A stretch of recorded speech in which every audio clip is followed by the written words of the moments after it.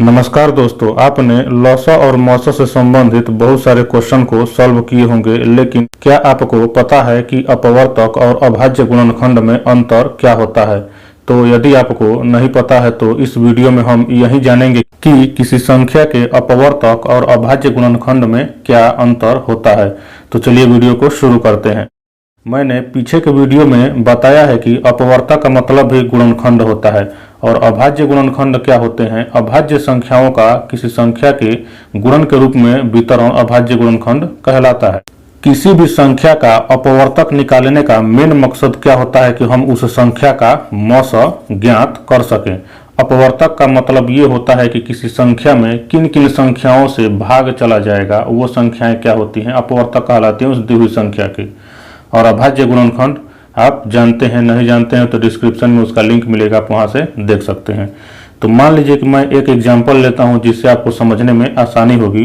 तो मैं एक संख्या 48 ले लेता हूं, इसके अपवर्तक मैं निकालता हूं। अपवर्तक का मतलब कि इस 48 में किन किन संख्याओं से भाग चला जाएगा। तो पहला अपवर्तक 1 होता है, दूसरा अपवर्तक 2 होगा जिससे ये 48 कट जाएगा, तीसरा अपवर्तक 3 होगा इस संख्या 48 का, और चौथा 4, उसके बाद से 6, उसके बाद 8, अब होगा 12 चौक 48, 16 तिया 48, 24 दूना 48 और 48 एकम 48।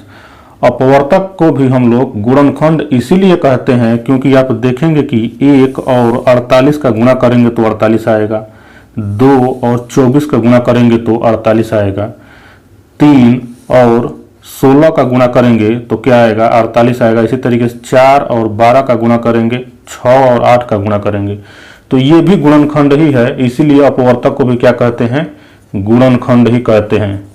अपवर्तक भी क्या कहलाता है, गुणनखंड ही कहलाता है, क्योंकि 48 एकम 48, 24 दूना 48, 16 तिया 48, इनके दोनों यदि इस संख्या में यानी किसी भी दी गई संख्या में किसी संख्या से भाग जाएगा, जैसे मान लीजिए कि 16 में यदि 2 से भाग जा रहा है, 2 8 16 और 16 पूरी पूरी विभाजित यानी कट जा रहा है, इसका मतलब कि 2 गुणे 8 यानी 2 और 8 का गुणा किया गया होगा तभी तो 16 आया है, और 2 से विभाजित हो रहा है, यानी गुणा हुआ होगा उस संख्या से तभी उस संख्या से भाग जाएगा। तो इसलिए ये भी एक क्या होते हैं, एक गुणनखंड ही होते हैं जो इसमें लिखे जाते हैं इसके अपवर्तक के रूप में। अब गुणनखंड क्या होते हैं, जैसे यदि मैं 48 का ही अभाज्य गुणनखंड लिखूं, अब इसी में देखा जाए कि कौन कौन सी संख्या अभाज्य है, तो आपको 2 ही संख्या मिलेगी, एक 2 और दूसरा 3। इसका मतलब कि 48 के अभाज्य गुणनखंड में 2 और 3 का गुणन होगा। हम किसी भी 2 गुणनखंड को ले लेते हैं यहाँ पे, जैसे मान लीजिए कि 4 और 12 को लेते हैं, तो 4 गुणे 12 गुणनखंड अभाज्य गुणनखंड निकाला जा रहा है, तो 4 गुणे 12 हो जाएगा, यानी 12 चौक 48। 48 के ये क्या है, 2 गुणनखंड हैं जिससे, यानी हम ये भी कह सकते हैं कि 2 अपवर्तक हैं जिससे 48 पूरी पूरी विभाजित हो जाएगी।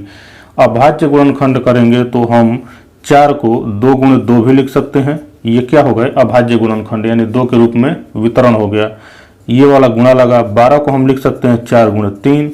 अब हम आगे लिखेंगे 2 गुणे इसको 4 को 2 गुणे 2 में भी विभाजित कर सकते हैं, यानी अभाज्य गुणनखंड में, तो ये हो जाएगा 2 गुणे 2 और 3 तो अभाज्य ही है। तो हम देखेंगे कि संख्या 48 का अभाज्य गुणनखंड 2 गुणे 2 गुणे 2 गुणे 2 गुणे 3 यानी 4 बार 2 और 1 बार 3 होगा। इनमें से किसी भी 2 संख्या को हम लेंगे जो 48 के अपवर्तक है, जिनका गुणन हमें क्या मिलेगा 48, यानी 16 और 3 को यदि लें और अभाज्य गुणनखंड निकालेंगे यानी 16 गुणे 3 करेंगे तो इसका भी यही वाला हमें क्या मिलेगा, अभाज्य गुणनखंड मिलेगा। यानी इसमें से हम किसी भी 2 को लेंगे, 48 गुणे 1 लें, 2 गुणे 24 लें, तो कुछ भी लेंगे हम तो उसका अभाज्य गुणनखंड यही मिलेगा। इसीलिए अभाज्य गुणनखंड हम निकालते हैं मौस ज्ञात करने के लिए किन्हीं भी संख्याओं का।